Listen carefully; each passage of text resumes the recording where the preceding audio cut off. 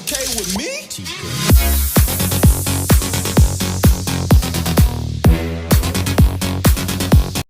3, 2, 1. Assalamualaikum warahmatullahi wabarakatuh. Salam sejahtera bagi kita semua. Selamat malam teman-teman semua. Selamat malam Pak Sonaji. Pada kesempatan kali ini kami ingin mempresentasikan terkait mata kuliah ekonomi manajerial. Kami kelompok 2 dari Universitas Pancasakti Bekasi, Fakultas Ekonomi dan Bisnis. Untuk program studi kita adalah manajemen. Kelompok 2 ada 4 orang. Yang pertama adalah saya sendiri, Doni Prakoso, dengan nomor induk mahasiswa 289225666. Selanjutnya ada rekan saya. Perkenalkan, nama saya Sipa Salsabila dengan nomor induk mahasiswa yaitu 289225500. Lalu yang ketiga ada rekan saya.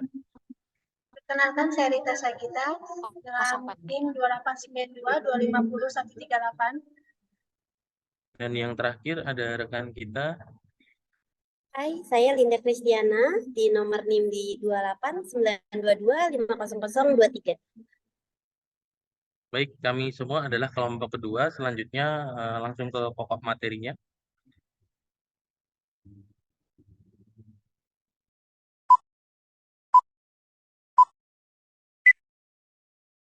Pengertian pengambilan keputusan dalam organisasi. Jadi pada presentasi ini yang kita ambil materinya adalah pengambilan keputusan dalam organisasi.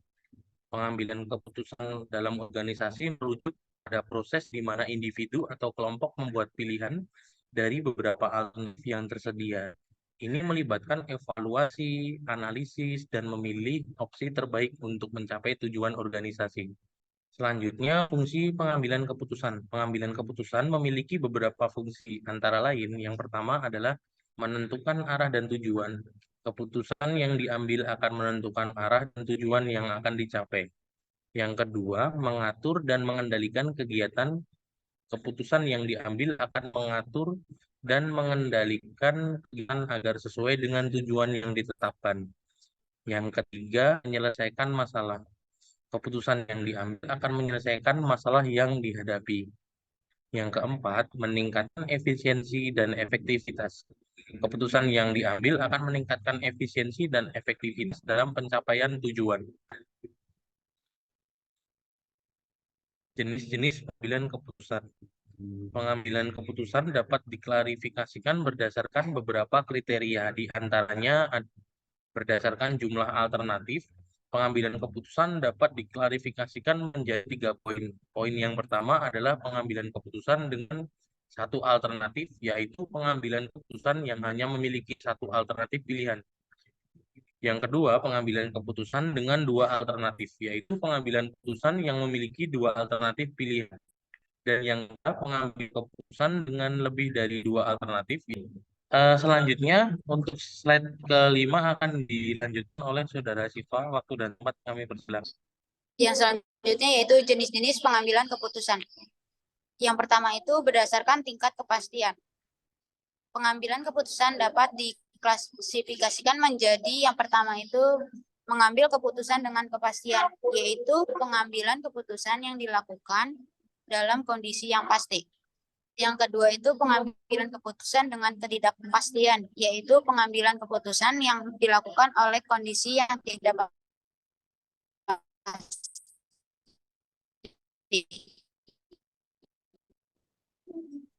Yang ketiga yang dilakukan dalam kondisi yang mengandung resiko. Jenis yang kedua yaitu berdasarkan tujuan.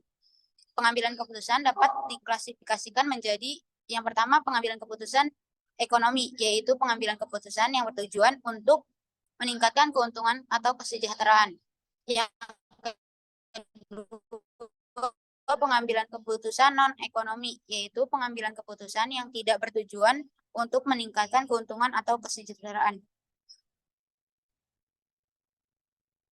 Selanjutnya ada proses pengambilan keputusan. Yang pertama adalah pengumpulan informasi. Proses dimulai dengan mengumpulkan data dan informasi terkait masalah atau peluang yang akan yang memerlukan keputusan. Yang kedua itu analisis. Informasi yang dikumpulkan dianalisis secara sesama untuk memahami implikasi setiap opsi yang mungkin diambil. Setelah analisis, keputusan diambil dengan memilih solusi yang paling memadai untuk menanggapi masalah atau peluang yang akan dihadapi. Yang selanjutnya, faktor-faktor yang mempengaruhi pengambilan keputusan. Yang pertama, lingkungan organisasi. Lingkungan internal dan eksternal organisasi dapat mempengaruhi proses pengambilan keputusan, termasuk faktor politik, ekonomi, sosial, dan teknologi. Yang kedua, dinamika kelompok. Interaksi keputusan, terutama dalam konteks tim kerja atau rapat pengambilan keputusan. Yang ketiga itu tingkat resiko. Risiko yang terlibat dalam keputusan seperti ketidakpastian dan dampak potensial dapat menjadi faktor penentu dalam proses.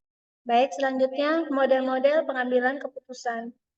Yaitu yang pertama model rasio manfaat biaya, yaitu model ini menggunakan analisis kualitatif dan atau kuantitatif untuk mengevaluasi keputusan berdasarkan perbandingan manfaat dan biayanya.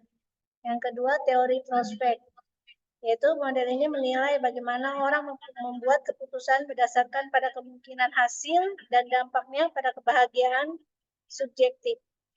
Yang ketiga, teori keputusan sosial. Model ini menyoroti pengaruh interaksi sosial dan tekanan kelompok pada proses pengambilan keputusan. Keputusan individual vs keputusan kelompok.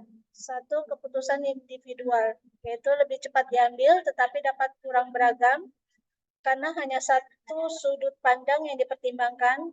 Yang kedua, keputusan kelompok, yaitu dapat memperoleh beragam sudut pandang dan ide, tetapi memerlukan waktu yang lebih lama untuk mencapai konsensus. Teknik-teknik pengambilan keputusan, yaitu pohon keputusan. Satu, teknik grafis yang digunakan untuk memetakan potensi konsekuensi dari pilihan-pilihan yang tersedia. Yang kedua, analisis SWOT, mengidentifikasi kekuatan, kelemahan, peluang, dan ancaman yang relevan dengan keputusan yang akan diambil. Yang ketiga, evaluasi pro dan kontra, yaitu menganalisis argumen-argumen yang mendukung dan menentang setiap opsi keputusan yang ada. Pengambilan keputusan dalam situasi yang kompleks, yaitu satu, analisis skenario, yaitu menganalisis kemungkinan hasil dari berbagai skenario yang mungkin muncul dari suatu keputusan. Kedua, simulasi, yaitu membuat model atau simulasi yang memungkinkan untuk menjalankan peristiwa keputusan dalam lingkungan yang dikendalikan. Dan yang tiga, konsultasi ahli, yaitu mencari pandangan dari para ahli terkait ataupun yang independen dalam masalah yang kompleks. Etika dalam pengambilan keputusan. Yang pertama, berpikir jangka panjang, mempertimbangkan inflasi jangka panjang dari keputusan tersebut terhadap semua pemangku kepentingan. Yang kedua, transparansi, menjaga ketulusan dan transparansi dalam proses pengambilan keputusan, termasuk dan konsekuensinya. Yang ketiga, keadilan, memastikan bahwa keputusan diambil dengan mempertimbangkan keadilan dan penghindaran konflik kepentingan. Selanjutnya,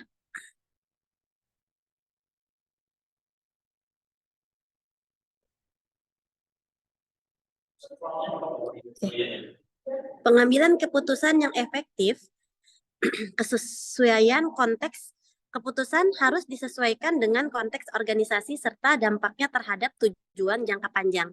Yang kedua, sumber daya yang tersedia, mempertimbangkan ketersediaan sumber daya seperti waktu, uang, dan sumber daya manusia dalam proses pengambilan keputusan. Yang ketiga, orientasi inovasi, mendorong proses pengambilan keputusan yang inovatif untuk merespon perubahan lingkungan yang dinamis. Selanjutnya,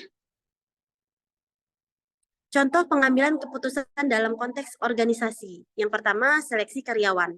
Dalam proses rekrutmen dan seleksi, manajer harus membuat keputusan tentang karyawan yang paling cocok untuk posisi tertentu. Hal ini melibatkan penilaian tentang keterampilan, pengalaman, dan attitude dari calon karyawan. Yang kedua, pemilihan vendor. mitra bisnis. Organisasi perlu memutuskan vendor atau mitra bisnis mana yang akan mereka pilih untuk menyediakan barang atau layanan tertentu. Keputusan ini melibatkan evaluasi kualitas, harga, delivery, dan kehandalan mitra tersebut. Yang ketiga, pengembangan produk. Keputusan terkait pengembangan produk harus melibatkan penentuan fitur produk, penelitian pasar, dan estimasi biaya. Perusahaan harus memutuskan produk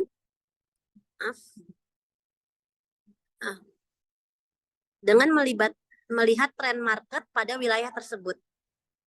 Selanjutnya, kesimpulan. Yang pertama, proses berkelanjutan pengambilan keputusan dalam organisasi adalah proses yang berkelanjutan, memerlukan evaluasi terus-menerus dan penyesuaian terhadap perubahan lingkungan.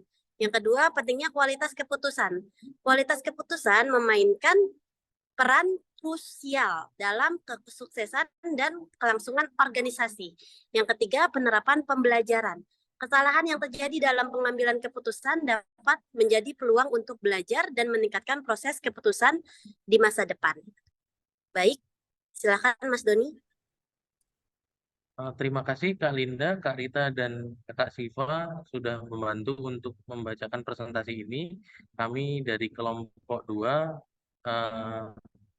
setelah selesai melakukan presentasi untuk mata kuliah ekonomi manajerial. Apabila ada kekurangan atau kesalahan dalam kami menyampaikan, mohon dimaafkan, dan apabila ada yang ingin ditambahkan, jangan sungkan untuk memberikan komen di kolom komentar. Kami undur diri, terima kasih.